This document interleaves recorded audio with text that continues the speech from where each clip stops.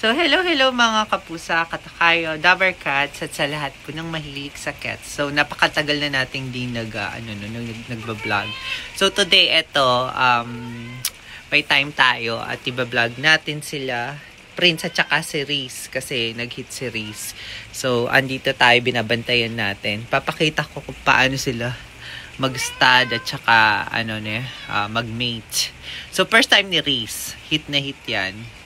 Yan, papakita ko kung paano sila, paano ka-aggressive si Prince sa kanya, no? Sobrang hit kasi.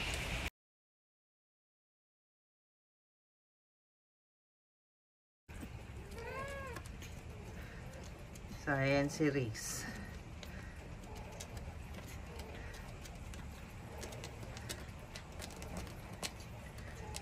Nag-hit.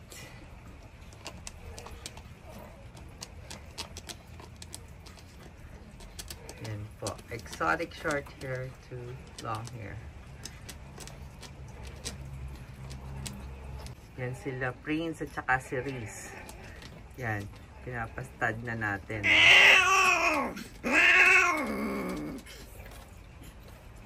Yan. Na-stud na po siya. Oo. Okay na yun. Ayan po. Pag successful na na-stud, no? Ayan. Ayan si Reese. Ayan. Ayan. Sorry, medyo madumi pa. Hindi pa ako nakapaglinis. Ayan. So, ayan. So, positive. Yan. Na-stud po. Twice in a row. So, dire-diretso niyang in-stud. Ayan. Ayan. Ayan si Reese. First time niya. Virgin pa yan. Na virgin kay Prince. No, Prince? Ayan o. Ayan o. Nakita ko kanina kasi tumutuwad. Tumutuwad po si Reese. Ito po yung kapatid niya, si Perero. Ayan, Perero pangalan niya kasi na-stud na din yung buntis. So, ayan. So, ngayon pa lang nagpa-stud si Reese. So, ayan, pangatlong na yan, pangatlong sampa na niya. Kakalabas lang kasi ni Reese eh. Yun. Pangatlong na yan, sampa. Hit na hit kasi to eh.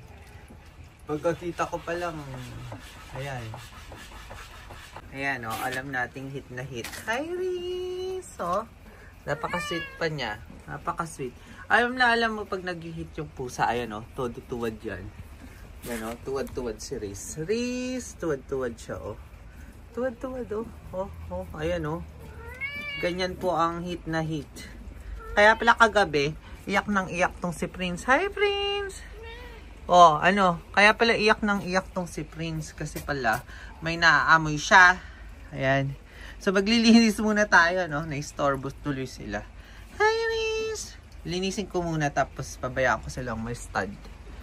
So, eto si Reese, no? Hit na hit. Ayan yung kaninang pinapakita ko. Tapos, eto binabantayan ni Prince.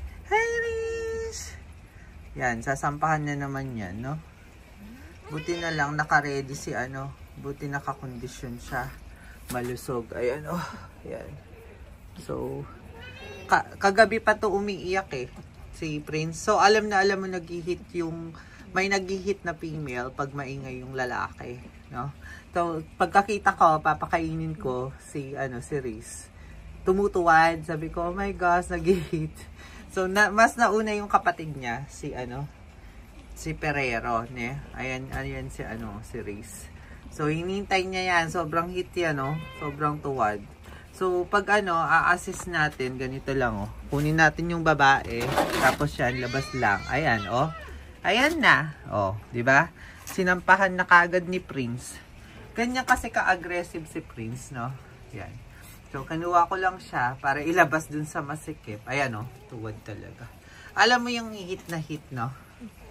Ayan. Tapos, ayan si Prince. Medyo... Ayan. Sige na, Prince. Oh. Yan. Reese, dito ka. Dito ka. Hindi ka maano ni Prince dyan. Oh, yan. Dyan ka na lang. Ganyan si Prince. Ganyan ka, ka-aggressive. At saka, sanay kasi siya dito eh. Kaya yung mga male cat dapat, lang, sa territory talaga nila. Kasi pag, sa ibang bahay, hindi yan mag-stud. Lalo na sa mga male. So, So, dun sa mga nagtatanong na kung pwede yung male ang dalhin sa sa bahay ng babae, mas mainam na ganito. Yung babae yung dalhin nyo para hindi niya territory yung sa kanila, no? Hindi siya matapang. O, tingnan mo si Reese. Maliit lang si Reese, hindi siya ganun kalaki, no? Usually, pag ganyang kaliit lang yung babae, nasa 3-4, kitten lang siya. Si Reese maliit compared dun kay, kay Perero. So, first time nitong mga to. Ayan, pakipot pa tong Prince na to. Sige na, dali, sampa ka na. Gusto ni Prince may pa eh. May, anong tawag dito? May pagka-challenging pa eh. Gusto niya yung hinahabol-habol niya pa. Kasi si Fiona, nasasampal-sampal pa to eh. Ayan. Na-istorbo si Perero doon. Hindi siya makakain. Kasi nga, may nag-stud dito. Ayan na sila. Ayan sobrang tuwad nitong si sobrang heat. Ika dito ka. Dito ka, sobrang heat nitong si si Reese. Kaya papabayaan nyo lang. Usually ako pinapabayaan ko hanggat gusto ni Prince. So pag ayaw na ni Prince means tapos na siyang mag-stud talaga. So at least 1 to 3 days. Yan. So ngayon pa lang nakaka-apat na sila eh. Pang-apat na yan, nasampa ni Prince. So itong Prince, ay nako, bullseye lagi. Yan. Yan Ganda ng mga anak nito. My gosh. Kaya anak ba? Ay nako, first time. So, kahit isa, dalawa lang ang anak nito, happy na ako. Basta makita ko yung result niya, no? Kung ano yung kulay niya ilalabas nila. Yan. So, a-update ko kayo mga kapusa dun sa ilalabas nitong mga anak, no? Yan po mga kapusa, no? Pabayaan nyo pong may stud ng 1 to 3 days na dire-diretso. Pero pag ayaw na ng male cat nyo, pabayaan nyo na. Means, na-stud na talaga siya, no? Lalo na kung magkasama sila. So, ako papabayaan ko lang sila Prince. At si Reese doon, ayun andun sila. Andun sila, binabantayan niya. Andun sila, bahala si Prince dyan, no? Ayun, no? Ayun. Andun si hindi niya maabot. So, pabayaan ko sila ng 3 araw, then update ko kayo, no, after. So, kung meron kayong question, just comment down below and ma-answer natin. At yan, first time na may stud ni Reese. Pero hit na hit.